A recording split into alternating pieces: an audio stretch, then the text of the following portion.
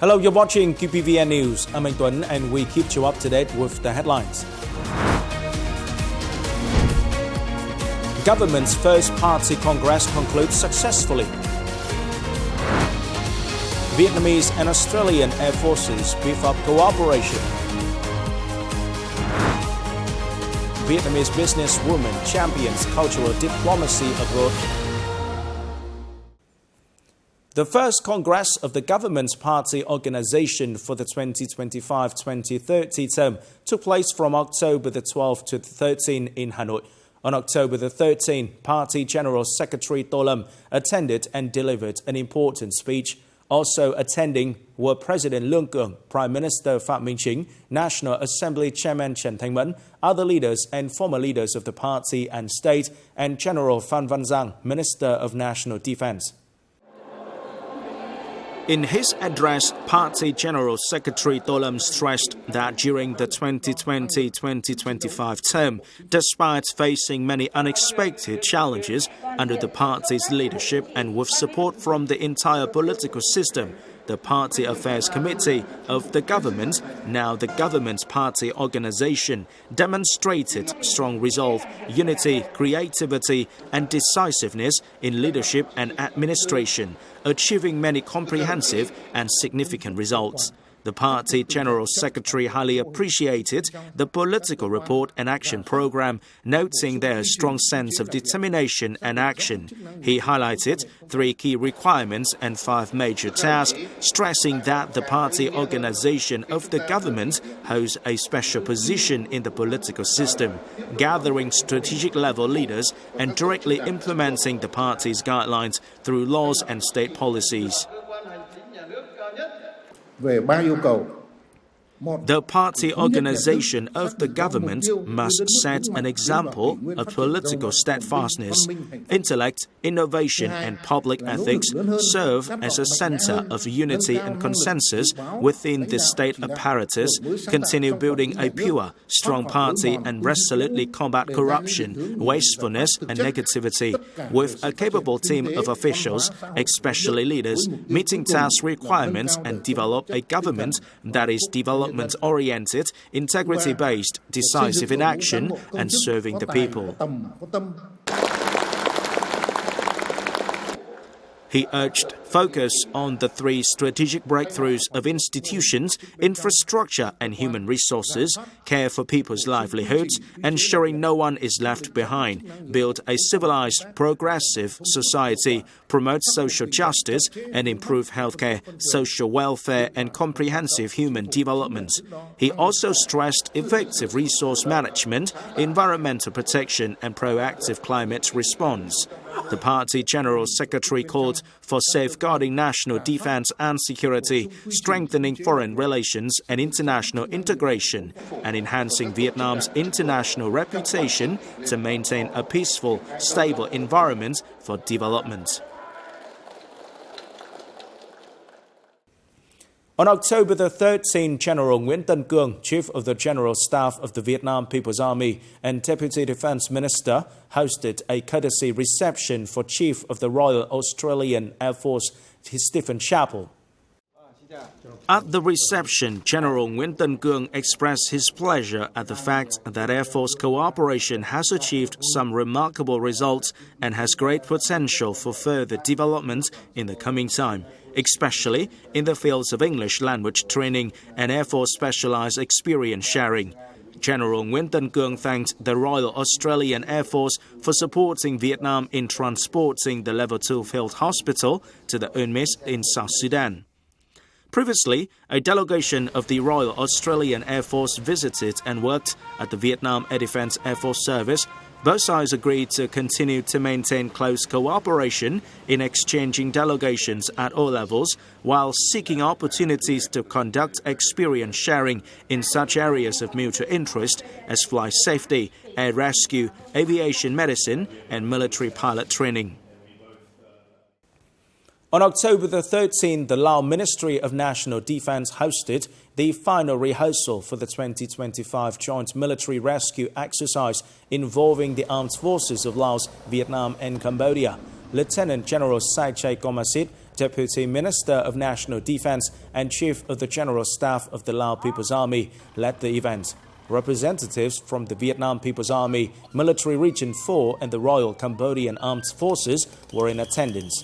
The rehearsal covered the opening ceremony, troops formations, aerial and river parades, and selected rescue scenarios. Lieutenant General Sai Che commended the three forces for their coordination and preparedness, noting the smooth, high-quality execution of the drills.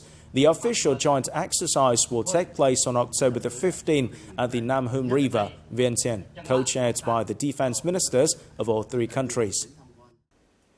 On October the 13th, the Vietnam Department of Peacekeeping Operations coordinated with the French Defense Attaché Office and the New Zealand Embassy in Vietnam to organize training courses and professional exchanges for Vietnam's forces preparing to participate in UN peacekeeping operations. The French-supported four-wheel drive training course took place from October the 13th to the 24th with the participation of 15 officers of the Vietnam People's Army preparing to be deployed to UN missions.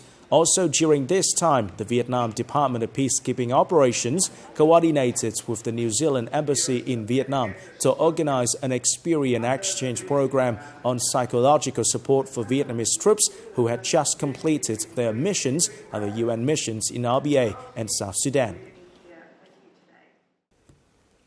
The history of the Vietnamese people is a journey of tireless efforts from the struggle for independence to integrate with the world. The red flag with a golden star, the sacred symbol of the nation, flew proudly at the historic Ba Square on September 2, 1945, marking the birth of the Democratic Republic of Vietnam, now the Socialist Republic of Vietnam. Nearly a decade later, on October 10, 1954, that national flag once again flew high on the flag tower of Hanoi in the joy of the capital Liberation Day, marking a major turning point in the struggle for national independence and unification. Since those historic moments, the Vietnamese national flag has not only been a symbol of patriotism and indomitable will, but also the image of a peace-loving nation, stay ready to accompany and contribute to the common development of the region and the world. On September 2, 1945, the red flag with a golden star fluttered at Ba Square, marking the birth of an independent nation. Then half a century later, on July 28, 1995, that national flag once again flown high in the sky of Brunei when Vietnam officially joined the Association of Southeast Asian Nations. The moment of the Vietnamese national flag was raised at the admission ceremony affirmed a historic turning point that from a country that has suffered much pain from war, Vietnam has risen strongly, becoming an active and responsible member of the regional community. Vietnam's role in ASEAN since 1995, I think this country has been constructive and proactive.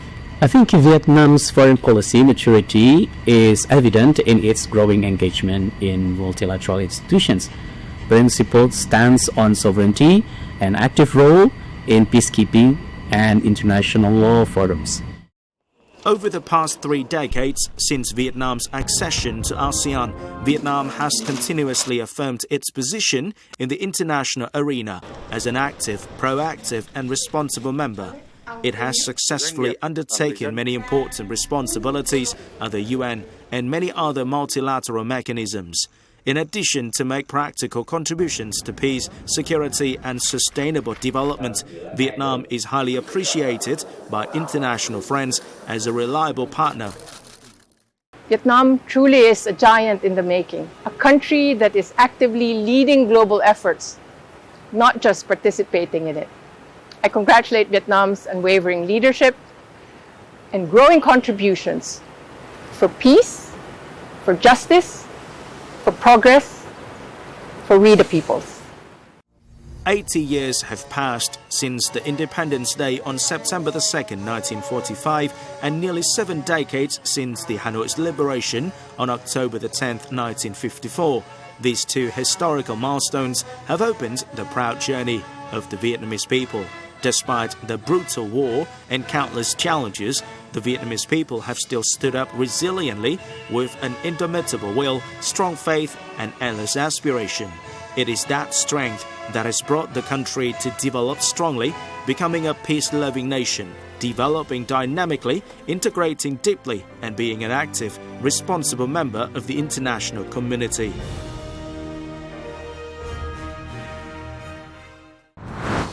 Coming up next, Ho Chi Minh City aims to become global innovation hub. Vietnamese businesswoman champions cultural diplomacy abroad.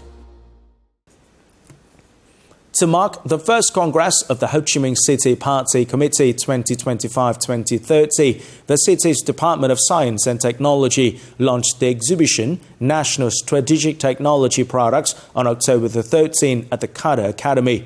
The event carries the theme, Confidently Entering a New Era, the Rise of the Nation. With nearly 30 booths and over 650 products across 11 strategic tech sectors, the exhibition highlights Vietnam's innovation drive, self-reliance, and ambition through making Vietnam solutions. It also reflects the city's forward-looking development strategy, positioning science, technology, and innovation as the core engine of growth. From 2021 to 2025, Ho Chi Minh City's digital economy is projected to contribute 25% to GRDP, while the total factor productivity (TFP) accounts for 59% of growth. The city ranks among Southeast Asia's top 5 startup ecosystems and is in the global top 30 for blockchain technology. By 2030, the city aims for the digital economy to make up 40% of GRDP, with TFP reaching 60%, cementing its position as an international innovation hub and a prime destination for investors and global talent. With bold strategies to build a digital, green, and sustainable economy, Ho Chi Minh City is laying the foundation for its transformation in the new era. In the context of globalization, cultural diplomacy has become one of the key pillars of the country's foreign affairs. It is not only about promoting traditional values, but also about naturally sharing stories and real people. Every Vietnamese citizen who reaches out to the world is, in essence, a cultural ambassador.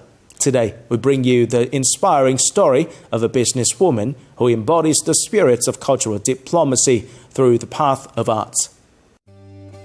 Hanoi's vibrant pace mirrors the life of beauty entrepreneur Tân Lê. Amid her busy schedule, she always finds a quiet moment to connect with the city she loves, a love that becomes part of the cultural identity she brings to the world.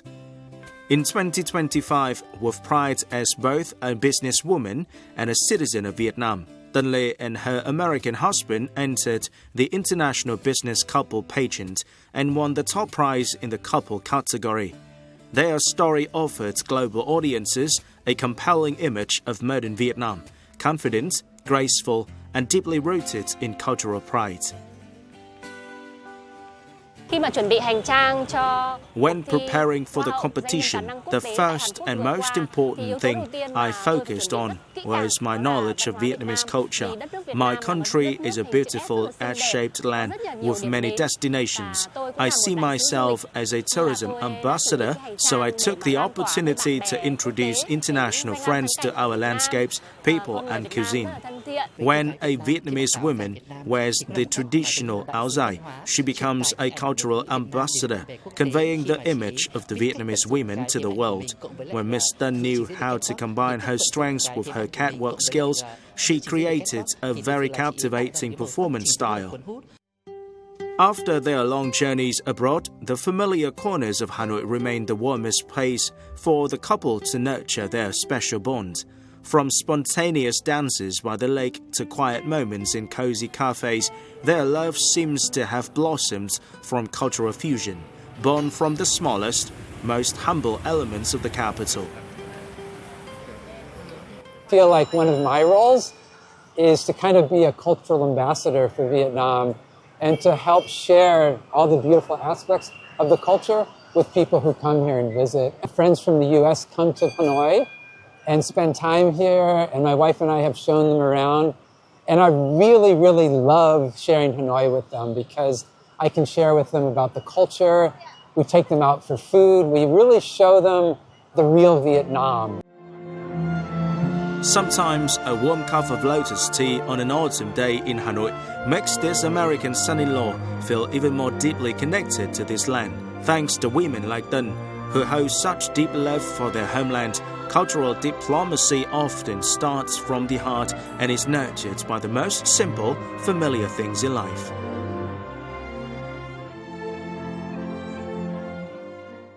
This is the end of the QPVN News today. Remember to watch our news again at qpvn.vn. Thank you for watching and goodbye for now.